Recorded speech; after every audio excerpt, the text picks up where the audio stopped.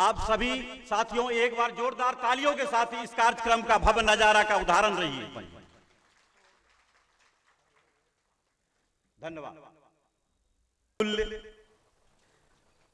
इस एसोसिएशन के पैट्रॉन और शिक्षाविद, जो चीज हम लोग बांट रहे हैं शिक्षा, इसमें महानिपुण हमारे पैट्रॉन प्रोफेसर रकीब साहब हैं।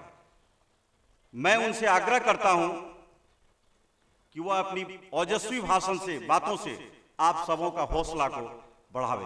धन्यवाद। विभिन्न प्राइवेट स्कूल एसोसिएशन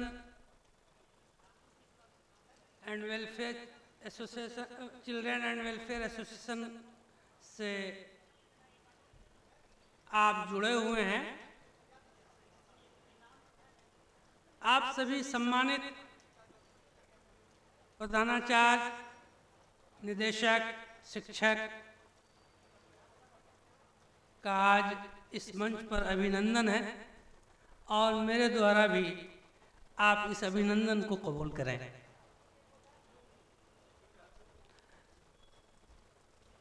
काम करने वाले को ये नहीं पता चलता है कि हम कर क्या रहे हैं, वो बस करता जाता है। आप दिया जला रहे हैं और वो दिया जल रहा है राज्य, डिस्ट्रिक्ट और पूरी देश में, बल्कि अंतर्राष्ट्रीय स्तर पर भी आपका दिया जल रहा है। इस प्राइवेट स्कूल की कोशिश का नतीजा ये है, आपकी मेहनत का नतीजा ये है कि कुछ जगहों को छोड़ करके विश्व के किसी भी हिस्से में आप जाएंगे तो आपको ये महसूस होगा कि हमने जो दिया जलाया था उसकी रोशनी यहां तक फैली। मैं विश्व की बात कर रहा हूं, आप उनमें से हैं। आप वो हैं जिनका कोई जोड़ नहीं। शिक्षा देने वाले का कोई जोड़ नहीं, कोई उसके बराबर नहीं है। इस सरजमीन पर उससे बड़ा कोई नहीं है।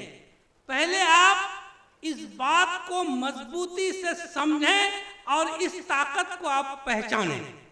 आपसे बड़ा कोई नहीं। आप वो चीज दान दे रहे हैं जो कभी समाप्त नहीं होता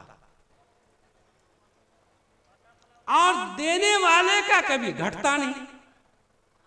आप जितना देंगे, जितनी मेहनत से देंगे, आपका ज्ञान उतना ही बढ़ेगा और आपके शिक्षा की रोशनी उतनी ही फैलती चली जाएगी। उनमें से आप हैं। समस्याएं आती हैं, आई भी हैं, संभव है फिर आगे आ जाए। इससे घबराना नहीं चाहिए। समस्याएं और समाधान ये हमारे आपके चोली दामन का रिश्ता है, व्यक्तिगत रूप से भी, सामूहिक रूप से भी। जब हम किसी कार्य को करते हैं और ईमानदारी से करते हैं तो और अधिक समस्याएं आती हैं। इससे घबराना कभी नहीं चाहिए। पिछला 1.5-2 साल जो आपका बीता, वो मैं बहुत अधिक उसका अनुभव मुझे है, मैं उसको समझता हूं। इसलिए कि आप ही की तरह मैं भी शिक्षण संस्थान से जुड़ा हुआ व्यक्ति हूं। इसलिए इन समस्याओं से आप कभी परेशान न होंगे। आप वो चीज दे रहे हैं जिसको लेने के लिए आप तक लोगों को पहुंचना ही है। आप तक नहीं पहुंचेगा तो उनको नहीं मिलेगा, उनके बच्चों को नहीं मिलेगा। इसलिए आप इस बात से परेशान न हो कि साहब आगे कैसे बढ़ा जाएगा। आगे बढ़ने का दो ही मंत्र है, मेहनत और ईमानदारी से मेहनत, लगन। आपके अंदर अगर लगन है, आप अगर मेहनत करते हैं और ईमानदारी से करते हैं, अपने विद्यालय अपने स्कूल के बच्चे को अपनी औलाद की तरह समझते हैं, तो आपकी तरक्की, आपके प्रोग्रेस को कोई नहीं रोक सकता, कोई विरोध करके भी नहीं रोक सकता। इसलिए आपने पिछले दिनों समस्याएं झेली हैं, अब आप खड़े होने का प्रयास कर रहे हैं। आप पूरी शक्ति के साथ खड़े होइए, शिक्षा का दान दीजिए, शिक्षा के लिए मेहनत कीजिए। स्कूल में क्योंकि प्राइमरी से लेकर के मैट्रिक तक, 10 तक के बच्चों को आप पढ़ाते हैं, कहीं कहीं +2 की पढ़ाई होती है। ये बहुत ही अर्ली एज है बच्चे का। इस अर्ली एज में सिलेबस कोई चीज नहीं होता, ये मैं कह रहा हूं आपसे। सिलेबस कुछ नहीं होता है। सिलेबस या बुक बच्चे को जोड़ के बैठाने के लिए है स्कूल में, ताकि बच्चा साइकोलॉजिकली, नफ्सियाती तौर पर, मनोवैज्ञानिक रूप में यह समझे कि हमें इस किताब को पढ़ना है। लेकिन एक अच्छा शिक्षक, एक अच्छा डायरेक्टर, एक अच्छे प्रिंसिपल की खोज ये होनी चाहिए कि जो किताब बच्चे को हम पढ़ा रहे हैं, उसके अंग अह को ये जानता है कि नहीं। क्वेश्चन का आंसर तैयार कर लेना, ए से जेड तक के उच्चारण को ये समझता है कि नहीं, अलिफ से ये के प्रोनाउंसिएशन को ये समझता है कि नहीं। एक शब्द जो वो जान रहा है, उसका अर्थ वो जानता है कि नहीं। शब्द तो जान रहा है, अर्थ जानता है कि नहीं, यही काम शिक्षक का है कि वो उसको उसका अर्थ समझा दे। अगर आपने उसका अर्थ समझा दिया, उसका भाव समझा दिया और वो समझ गया, तो आप समझिए कि आप भी कामयाब और वो बच्चा भी कामयाब। लेकिन जो एक परंपरा चली हुई है, मैं देखता हूं स्कूल्स में, कि बच्चे को क्वेश्चन का आंसर याद करा दिया जाता है। ये उसको आगे चल करके समस्याएं पैदा करेगी उसके सामने। अगर आप बच्चे को ये कहें कि इसका ये आंसर है, वो तो शिक्षक की बात को बहुत ज्यादा मानता है बच्चे।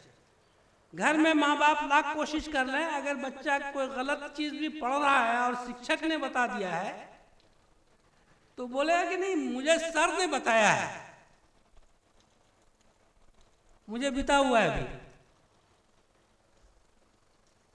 एक मेरा पोता एक गलत वर्ड का उच्चारण गलत कर रहा था,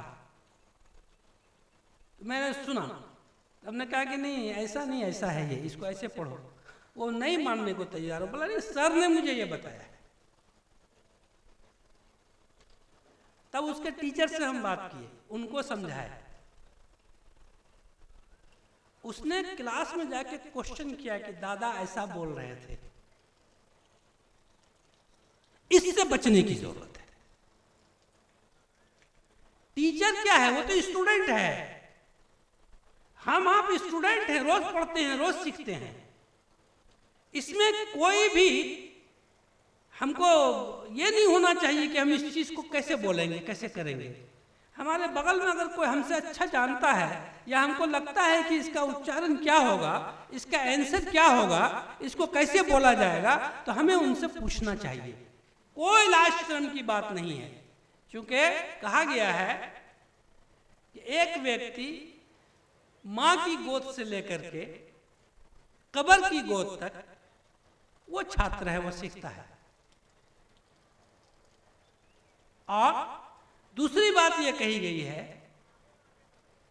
ये तो कहा गया है वालिदैन के लिए, माता पिता के लिए, लेकिन जब बच्चा स्कूल जाता है और स्कूल में आपसे जुड़ता है तो आप ही उसके माता पिता हैं। और कहा यह गया है कि तुम्हारी औलाद तुम्हारे पास ईश्वर की, खुदा की अमानत है। अब बताइए, इस सवाल का, इस बात पर गौर कीजिएगा। कहा गया है कि तुम्हारी औलाद तुम्हारे पास ईश्वर की यानी अल्लाह की अमानत है। किसकी अमानत है? ऊपर वाले की अमानत है, जिसको आप पढ़ाते हैं। अमानत का माने जानते हैं?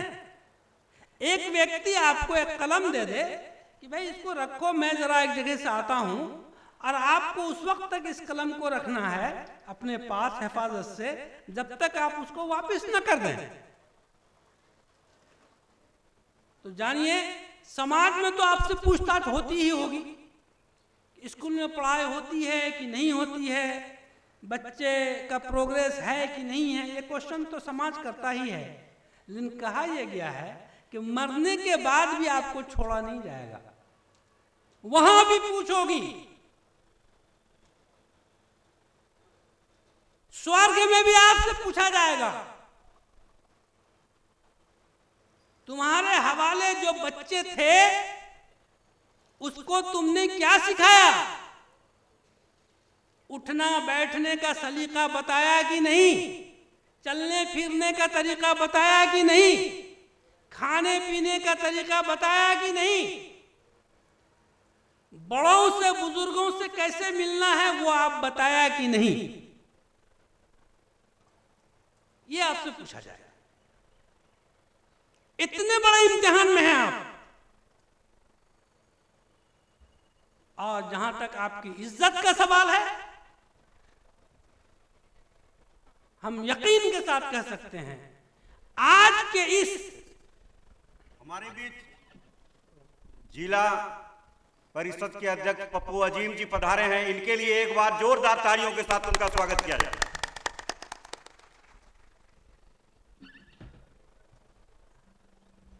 बड़ी अच्छी बात है, आपके बीच जिला परिषद अध्यक्ष पप्पू अजीम जी आए हुए हैं, आपने उनका स्वागत किया।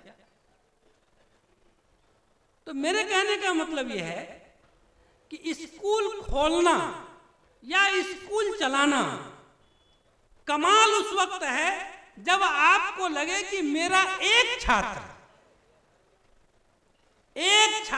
इस वर्ष जो है कामयाब हो गया, वो अच्छा बन गया, वो नेक बन गया, पढ़ा लिखा हो गया और किसी बड़े ओहदे पर चला गया, तो और अच्छी बात है। समाज में आप जो काम कर रहे हैं, दुनिया की कोई संस्था इतना ऊंचा, इतना बड़ा काम नहीं कर रहा है।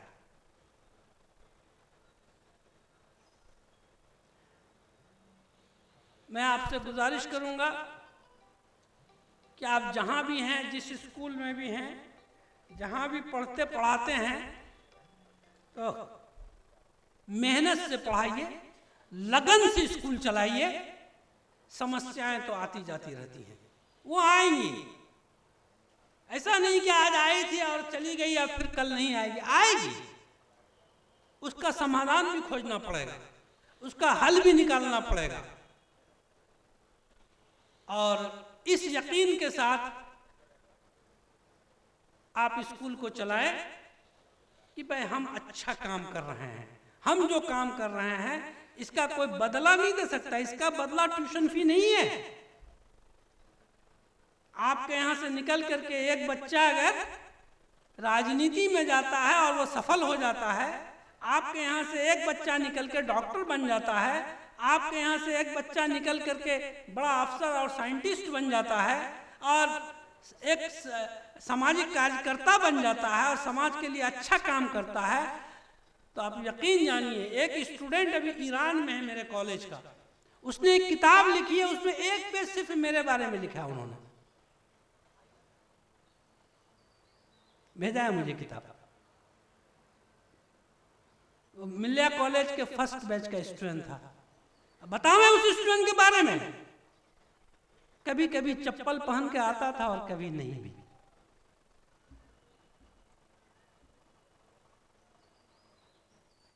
इसलिए गुर्बत जो है, गरीबी जो है, वो भी शिक्षा में आड़े नहीं आती।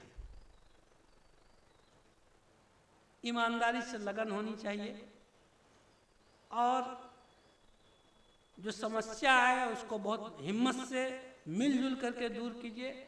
आपका जो ये एसोसिएशन है, private school and children welfare association Araria, इसमें आप लोग बहुत कर्मठता से काम कर रहे हैं। हम रिपोर्ट लेते रहते हैं, क्योंकि इसके इनिशियल स्टेज में जब ये बना था तो मैं इसमें था, अभी भी आपके पेट्रोन के तौर पर हम हैं।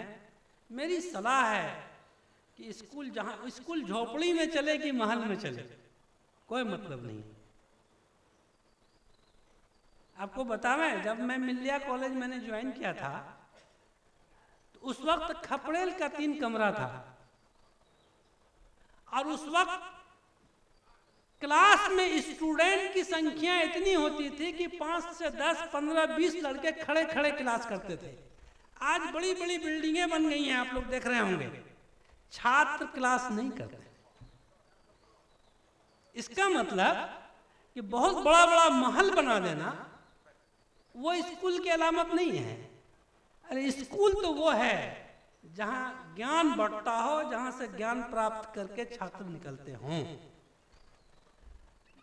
मैं आपके सामने पहले इसलिए आया कि मेरे कॉलेज के प्रोफेसर तौहीद साहब का कल इंतकाल हो गया है। अभी 1 बजे करीब मिट्टी है, 12 बजे उनकी, इसलिए मैं जाऊंगा और यही वजह है कि मैं पहले आपके बीच आया। एक गार्जियन की हैसियत से, तजुर्बा होने की हैसियत से मैंने जो बात कहा है आपसे, उसको बहुत कुव्वत से कीजिए, बहुत मेहनत से कीजिए। कभी ज़रूरत पड़े तो मिलिए। बहुत सारी बातें ऐसी होती हैं जो जहन में नहीं आता है, हम लोग बताएंगे आपको कैसे स्कूल चलाएंगे। आपके पास एक बच्चा को आप निकाल दीजिए हर साल, मैं एक बच्चे को कह रहा हूँ, आपको किसी चीज में निकाल दीजिए, अच्छी जगह भेज दीजिए, अपने यहाँ से अच्छे कंपटीशन निकाल के उसको दूसरी जगह भेज दीजिए। आप समझिए कि मेरा जीवन सफल हो गया। लेकिन अगर आप सतही तौर पर मोटा मोटी स्कूल को चलाते रहेंगे, खोलते रहेंगे, बंद करते रहेंगे और उससे कोई फल नहीं निकलेगा, पेड़ में रोज पानी पटाइए और वो मंजर तो दे लेकिन फल ना दे, टूट के गिर जाए, तो इससे बेहतर है कि उसका उपाय खोजिए, क्या वजह है इसकी। इन्हीं चंद बातों के साथ मैं आप लोगों से रुखसत दूंगा और इस उम्मीद के साथ कि आप मेहनत और लगन के साथ अपने स्कूल को चलाएंगे। अल्लाह हाफ़िज़।